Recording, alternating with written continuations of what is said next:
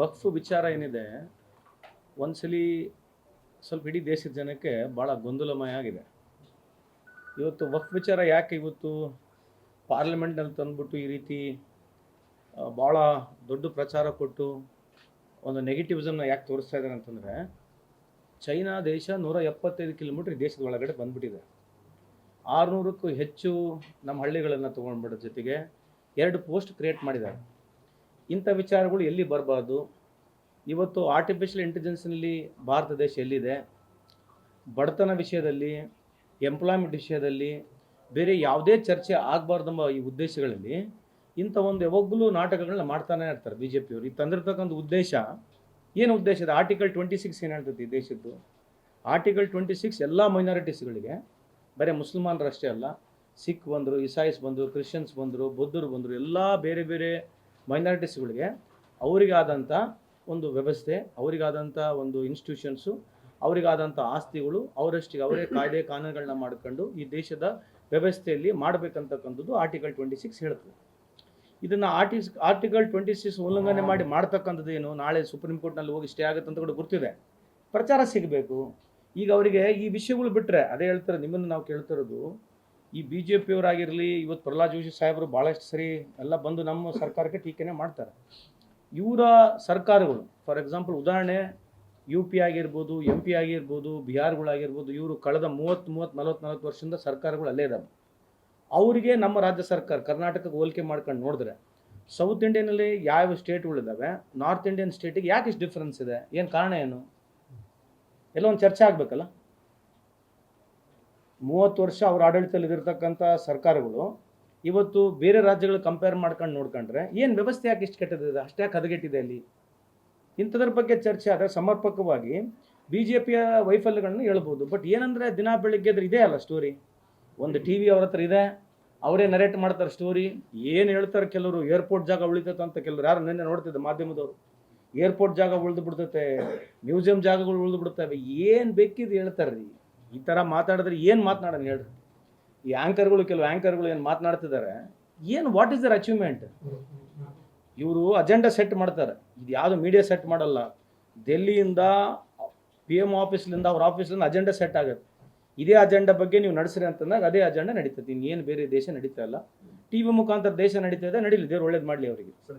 ಅದೇ ಹೇಳ್ತಿರೋದು, ಅದೇ ಬೆಲೆ ಏರಿಕೆ ಅಂತಕ್ಕಂಥದ್ದು ಯಾವ ವಿಷಯಕ್ಕೆ ಬೆಲೆ ಏರಿಕೆ ಬಗ್ಗೆ ಮಾಡ್ತಾರೆ, ಸ್ವಲ್ಪ ಡೀಟೇಲ್ಸ್ ತೊಗೊಳ್ರಿ. ಯಾವ ಬೆಲೆ ಏರಿಕೆ ಬಗ್ಗೆ ಹೋರಾಟ ಮಾಡ್ತಿದ್ದಾರೆ, ಸ್ವಲ್ಪ ನೀವು ಡೀಟೇಲ್ಸ್ ಹೇಳಿದ್ರೆ ನಾನು ಅದ್ರ ಬಗ್ಗೆ ಉತ್ತರ ಕೊಟ್ಕೊಂಡು ಹೋಗ್ತೇನೆ. ನಂಬರ್ 1 ಹೇಳಿದ್ರೆ ಯಾವುದು? ಹಾಲ?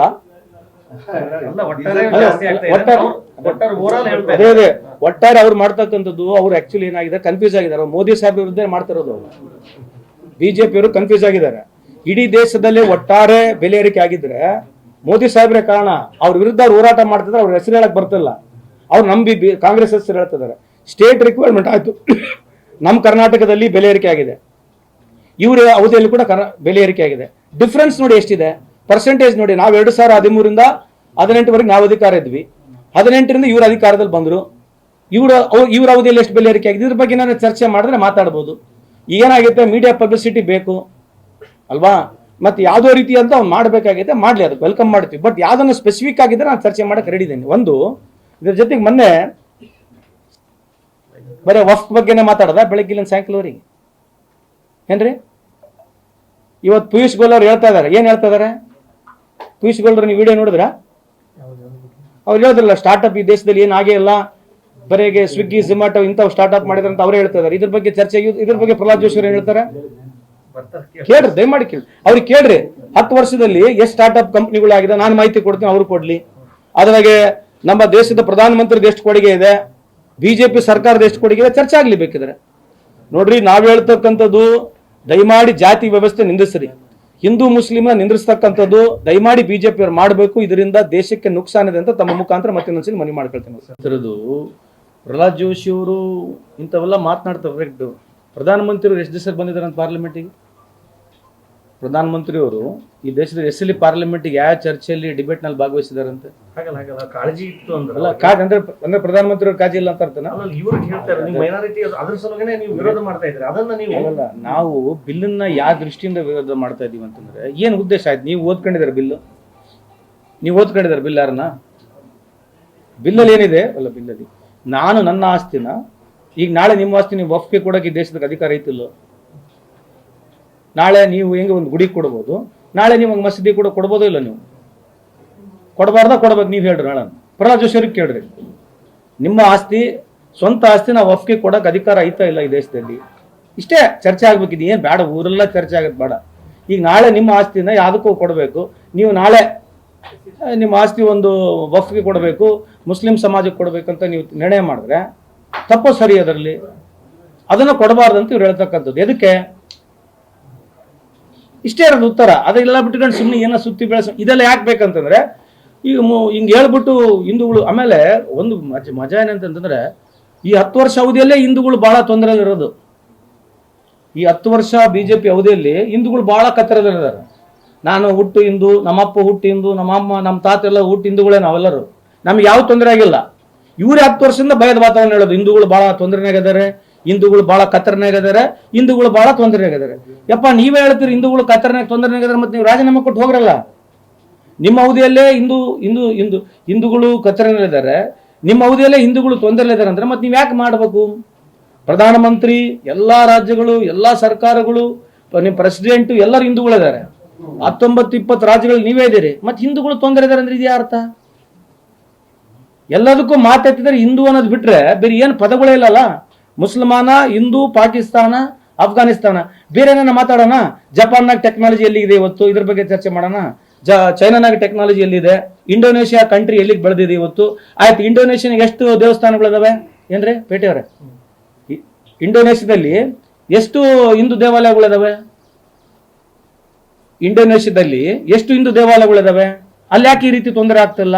ಮೆಜಾರಿಟಿ ಮುಸ್ಲಿಮ್ಸ್ ಇದಾರೆ, ಮೈನಾರಿಟಿ ಹಿಂದೂಗಳಿದಾರೆ, 2% ಕೂಡ ಹಿಂದೂಗಳಿಲ್ಲ. ಎಷ್ಟು ಗುಡಿಗಳಿದಾವೆ ಗೊತ್ತಾ? ಇಂಡೋನೇಷ್ಯಾದಲ್ಲಿ ಎಷ್ಟು ಗುಡಿಗಳಿದಾವೆ? ಸಾವಿರಾರು ಸಂಖ್ಯೆಯಲ್ಲಿ ಗುಡಿಗಳಿದಾವೆ. ಇಂಥ ಯಾವುದಂತ ಪ್ರಾಬ್ಲಮ್ ಇಲ್ಲಲ್ಲ ಅಲ್ಲಿ. ಇಲ್ಲೇ ಯಾಕೆ ಪ್ರಾಬ್ಲಮ್ ಆಗ್ತಾ ಇದೆ? ಎದಕ್ಕಂತಂದ್ರೆ ಈ ದೇಶ ದಡ್ಡರಾಗಿ ಉಳಿಬೇಕು. ಯುವಕರಿಗೆ ಯಾವುದು ಟೆಕ್ನಾಲಜಿ ಬಗ್ಗೆ, ರಿಸರ್ಚ್ ಬಗ್ಗೆ, ಸೈನ್ಸ್ ಬಗ್ಗೆ, ಬೇರೆ ರಾಜ್ಯಗಳಿಗೆ ಏನಾಗ್ತಾ ಇದೆ, ಬೇರೆ ದೇಶದಲ್ಲಿ ಏನಾಗ್ತಾ ಇದೆ, ಒಂದು ಕ್ವಿಜ್ ಕಾಂಪಿಟೇಷನ್ ನಡೀತಾ ಇತ್ತು ಮೊದಲು ಟಿವಿಗಳಲ್ಲಿ. ಯಾವ್ದೋ ಬೋರ್ಮಿಟಾ ಕ್ವಿಜ್, ಆ ಕ್ವಿಜ್, ಈ ಕ್ವಿಜ್ ನಡೀತಿತ್ತು. ಒಂದೇನೋ ಸ್ವಲ್ಪ ಇರ್ತಿತ್ತು. ಕ್ವಿಜ್ ಇಲ್ಲ, ಪಜ್ ಇಲ್ಲ, ದಿನ ಬೆಳಗಿದ್ರೆ ಇವ್ರದೇ ನೋಡ್ಬೇಕು ಸ್ಟೋರಿ. ಯಾಕೆ ಹೇಳ್ತಾ ಇದೀವಿ ಅಂತಂದ್ರೆ ಬಿಜೆಪಿಯವ್ರ ಕೈ ಮುಗಿದು ಹೇಳ್ತೀವಿ, ಈ ದೇಶನ ಈ ಅಧಿಗತ್ಯಕ್ಕೆ ಒಯ್ಬೇಡ್ರಿ, ನಿಮಗೇನು ಲಾಭ ಆಗ್ಬೋದು ಅಷ್ಟೇ. ಏನ್ ಇನ್ನೊಂದು ಅಧಿಕಾರಕ್ಕೆ ಬರ್ಬೋದು, ನೀವು ರೊಕ್ಕ ಮಾಡ್ಕೋಬಹುದು, ಈ ದೇಶನ ಲೂಟಿ ಹೊಡೆದಿರಿ, ಹೆಂಗಿದ್ರು ಲೂಟಿ ಹೊಡೆದಿರಿ. ಯಾವ್ದು ಚರ್ಚೆ ಅಲ್ಲ. ಆಯ್ತು, ಡಿಮಾನಿಟೇಷನ್ ಬಗ್ಗೆ ಚರ್ಚೆ ಆಗ್ತದ ಪೇಟೆಯವರೇ? ಸ್ವಲ್ಪ ಕೇಳ್ತಾರ? ಪ್ರಹ್ಲಾದ್ ಜೋಶಿ ಸಾಹೇಬ್ರು ಬರ್ತಾರೇನು? ಅಲ್ಲ, ಇದ್ರ ಬಗ್ಗೆ ಚರ್ಚೆ ಮಾಡ್ತಾರ? ಡಿಮಾನಿಟೇಷನ್ ಬಗ್ಗೆ ಒಂದಕ್ಕೊಂದು ಬರೀ ಡಿಮಾನಿಟೇಷನ್ ಬಗ್ಗೆ ಚರ್ಚೆ ಮಾಡೋಣ.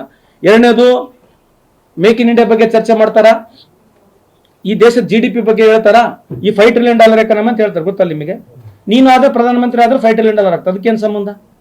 ಮೋದಿ ಅವ್ರು ಬೇಕಾಗಲ್ಲ $5 ಟ್ರಿಲಿಯನ್ ಎಕಾನಮಿ ಮಾಡ್ಲಿಕ್ಕೆ. ಸಹಜವಾಗಿ 5-6% GDP ಗ್ರೋತ್ ಐತೆ. ಯಾರು ಪ್ರಧಾನಮಂತ್ರಿ ಬಂದ್ರು ಆಗ್ತದೆ. ಇವರಿಂದ ಇನ್ನ ಕಮ್ಮಿ ಆಗಿದೆ GDP ಗ್ರೋತ್. ಮನಮೋಹನ್ ಸಿಂಗ್ ಅವರಿಗೆ ಈ ಸರ್ಕಾರಕ್ಕೆ ಯೋಚನೆ ಮಾಡಿ ನೋಡಿದ್ರೆ GDP ಗ್ರೋತ್ ಇವರಿಂದನೇ ಕಮ್ಮಿ ಆಗಿರೋದು. ಇದ್ರ ಬಗ್ಗೆ ಚರ್ಚೆ ಮಾಡ್ತಾರ? ಯಾವ್ಯಾವ ರಾಜ್ಯಗಳಲ್ಲಿ ಬಿಜೆಪಿ ಇದೆ ಅಲ್ಲಿ ತತ್ತಿನೇ ಇಲ್ಲ. ತತ್ತಿ ಕೊಡಂಗಿಲ್ಲ ಪುಣ್ಯಾತ್ಮರು ಇವರು. ಎದಕ್ಕೆ ಕೊಡಂಗಿಲ್ಲ ತತ್ತಿ? ಯಾಕೆ ಕೊಡಬಾರ್ದು ತತ್ತಿ? ಹುಡುಗರಿಗೆ ಪೌಷ್ಟಿಕ ಆಹಾರ ಬೇಕು, ಪ್ರೋಟೀನ್ ಬೇಕಂತೇಳಿ ಇಡೀ WHO ಎಲ್ಲ ಕಡೆ ಹೇಳ್ತತೆ. ಇವ್ರು ಮಾತ್ರ ಕೊಡಂಗಿಲ್ಲ. ಯಾರು ತಿನ್ನಂಗಿಲ್ಲ ಅವ್ರಿಗೆ ಕೊಡಬೇಡ, ತಿನ್ನೋರಿಗೆ ನಾವು ಕೊಡ್ಬೇಕು ಬೇಡ? ಅದಿತ್ತ ನಿಮ್ಮ ಮ್ಯಾನಿಫೆಸ್ಟೋದಲ್ಲಿ ನಾವು ಅಧಿಕಾರಕ್ಕೆ ಬಂದ್ರೆ ತತ್ತಿ ಕೊಡಲ್ಲ ಅಂತೆಲ್ಲ ಹೇಳಿದ್ರು ಇವರು. ಎಲ್ಲೆಲ್ಲಿ ಬಿಜೆಪಿ ರಾಜ್ಯಗಳಿದಾವೆ ಅಲ್ಲಿ ತತ್ತಿ ಕೊಡಂಗಿಲ್ಲ. ಎದಕ್ಕೆ ಪೇಟೆಯವ್ರಿಗೆ ಕೇಳ್ಬೇಕಲ್ಲ ಪ್ರಹ್ಲಾದ್ ಜೋಶಿ ಅವರಿಗೆ, ತತ್ತಿ ಕೊಟ್ಟರೆ ಒಳ್ಳೇದು ಕೆಟ್ಟದ್ದು ಅಂತೇಳಿ. ಅಲ್ರಿ, ಇದು ಐಡಿಯಾಲಜಿ ಪುಷ್ ಮಾಡ್ತಕ್ಕಂಥದ್ದು, ಸಂವಿಧಾನ ಮೀರಿ ಮಾಡ್ತಕ್ಕಂಥದ್ದು. ಏನ್ ಲಾಭ ಇದೆ? What is that they want to prove? 10 ವರ್ಷದಲ್ಲಿ ಏನ್ ಒಂದು ಫುಲ್ ಹೇಳ್ರಿ ನೋಡೋಣ. 100 ಸ್ಮಾರ್ಟ್ ಸಿಟಿ ಅಂತ ಹೇಳಿದ್ರು. ಸ್ಮಾರ್ಟ್ ಸಿಟಿಗೆ ಎಷ್ಟು ಖರ್ಚಾಗಿದೆ ಕೇಳ್ತಾರ ಪ್ರಹ್ಲಾದ್ ಜೋಶಿ ಸಾಹೇಬರಿಗೆ? ಸ್ಮಾರ್ಟ್ ಸಿಟಿ ಬಗ್ಗೆ ಮಾತಾಡೋದು ಅವ್ರು ಹೇಳಿರ್ತಕ್ಕಂಥದ್ದು ಹೊಸ ಸ್ಮಾರ್ಟ್ ಸಿಟಿ ಅಂತ ಹೇಳಿದ್ರು. ಯಾರು? ಮೋದಿ ಸಾಹೇಬರು ಹೊಸ ಸ್ಮಾರ್ಟ್ ಸಿಟಿಗಳು ಅಂತಂದ್ರು. ಹೊಸ ಸ್ಮಾರ್ಟ್ ಸಿಟಿಗಳು ಹೋಗ್ಬಿಡ್ತದ್ದು, ಬಿಟ್ಬಿಟ್ರು. ಇರಾ ಸ್ಮಾರ್ಟ್ ಸಿಟಿಗಳು 100 ಡೆವಲಪ್ ಮಾಡ್ತೀವಿ ಅಂತಂದ್ರು. ಇಲ್ಲಿವರೆಗೆ 43,000 ಕೋಟಿ ಖರ್ಚಾಗಿದೆ ಅಂತ ಹೇಳ್ತಾರೆ. ಕೇಂದ್ರ ಸರ್ಕಾರದ ರಿಪೋರ್ಟ್ ಪ್ರಕಾರ ಕೇವಲ 18 ಸ್ಮಾರ್ಟ್ ಸಿಟಿಲಿ ಮಾತ್ರ ನಾವು ಇಂಪ್ಲಿಮೆಂಟ್ ಮಾಡಿದೀವಿ ಅಂತ ಹೇಳ್ತಕ್ಕಂಥದ್ದು ಯಾರು? ನಾವಲ್ಲ. ಯಾರು ಹೇಳಿದ್ದಾರೆ? ಯಾರು ಹೇಳ್ತಾರೆ? ಕೇಂದ್ರ ಸರ್ಕಾರ. ಮತ್ತೆ ಇದ್ರ ಬಗ್ಗೆ ಉತ್ತರ ಕೊಡ್ಬೇಕಿಲ್ಲ. ಆಮೇಲೆ ಹೈವೇಗಳು, ಎಲ್ಲಾ ದೇಶದಲ್ಲಿ ಹೈವೇದಲ್ಲಿ ಮೊಗ್ಗಲ್ ಮುರಿದ್ಬಿಡ್ತಾವೆ. ಯಾರನ್ನ ಹೈವೇಗಳಿಗೆ ಹೋದ್ರೆ 1000 ಗಟ್ಟಲೆ ಟೋಲ್ ಕಟ್ಟಬೇಕು. ನೀವು ಇಲ್ಲಿಂದ ಬೆಂಗಳೂರಿಗೆ ಬಂದ್ರೆ ಬೆಂಗಳೂರಿಂದ ವಾಪಸ್ ಹೋದ್ರೆ ಎಷ್ಟು ಟೋಲ್ ಕಟ್ತಾ ಇದ್ದೀರಿ? ಇದ್ರ ಬಗ್ಗೆ ಯಾರು ಚರ್ಚೆ ಮಾಡ್ತಾರ? ಇದ್ರ ಬಗ್ಗೆ ಚರ್ಚೆ ಮಾಡ್ತಾರೆ ಕೇಂದ್ರ ಸರ್ಕಾರದವರು? ನೋಡ್ರಿ, ನಾವು ಮಾಧ್ಯಮ ಸ್ನೇಹಿತರು ನಿಮ್ಮಲ್ಲಿ ಮನವಿ ಮಾಡ್ಕೊಳ್ತಕ್ಕಂಥದ್ದು ಇಷ್ಟೇ. ನೀವು ಅವರಿಗೆ ನೇರ ಪ್ರಶ್ನೆಗಳಿಗೆ ಉತ್ತರ ಕೊಡ್ಲಿಕ್ಕೆ ಕೇಳಲೇಬೇಕು. ಯಾಕಂದ್ರೆ ಇಲ್ಲದ್ರೆ ಅವ್ರು ಬರೇ ಆರ್ಕಿ ಉತ್ತರ ಕೊಡೋದು, ಕಾಂಗ್ರೆಸ್ಗೆ ಬೈಯೋದು, ಹೋಗೋದು. ಎಲ್ಲಿವರೆಗೆ ಮಾಡ್ತಾರೆ ಇದು ಬಿಜೆಪಿ ಅವ್ರು? ಇನ್ನು ಎಷ್ಟು ದಿವಸ ಮಾಡ್ಬೇಕಂತ ಇದಾರೆ ಹೇಳ್ರಿ. ಯಾವ್ದನ್ನ ಒಂದು ನೇರ ಚರ್ಚೆಗೆ ಬರ್ತಾರ ಕೇಳಿ ನೋಡ್ರಿ. ಯಾವ್ದು ಒಂದು ಇನ್ನು ಉತ್ತರ ಕೊಡಂಗಿಲ್ಲ. ನಮಗೇನು ಬೈದು ಬಿಡೋದು ಹೋಗ್ಬಿಡೋದು, ಕಾಂಗ್ರೆಸ್ ಬರೋದು ಬೈಯೋದು ಹೋಗೋದು. ಅದಕ್ಕೆ ಈಗ ಅಕ್ರಮವಾಗಿ ಅವ್ರು ಮಾಡಿರ್ತಕ್ಕಂಥ ಸೀಸ್ ಮಾಡಿದ್ವಿ. See if somebody wants to do illegal, prevention method ನಮ್ಮ ಹತ್ರ ಮಾಹಿತಿ ಇರಲಿಲ್ಲ. ಬಟ್ ನೀವು ಹೇಳಿರ್ತಕ್ಕಂಥದ್ದು ಒಂದು ಕರೆಕ್ಟ್ ಇದೆ. ಮಾಧ್ಯಮದ ಬರೋಕ್ಕಿಂತ ಮುಂಚೆ ಆಫೀಸರ್ಸ್ಗಳು ಏನು ಮಾಡ್ತಾ ಇದ್ರು ಅಂತ ಹೇಳಿ ಅದ್ರ ಬಗ್ಗೆ ಖಂಡಿತವಾಗಿ ಮಿನಿಸ್ಟರ್ಗೆ ಹೇಳ್ತೀನಿ, ಸರ್ಕಾರಕ್ಕೂ ಗಮನಕ್ಕೆ ತರ್ತೀವಿ. Will see to that appropriate action will be taken on the concern officer.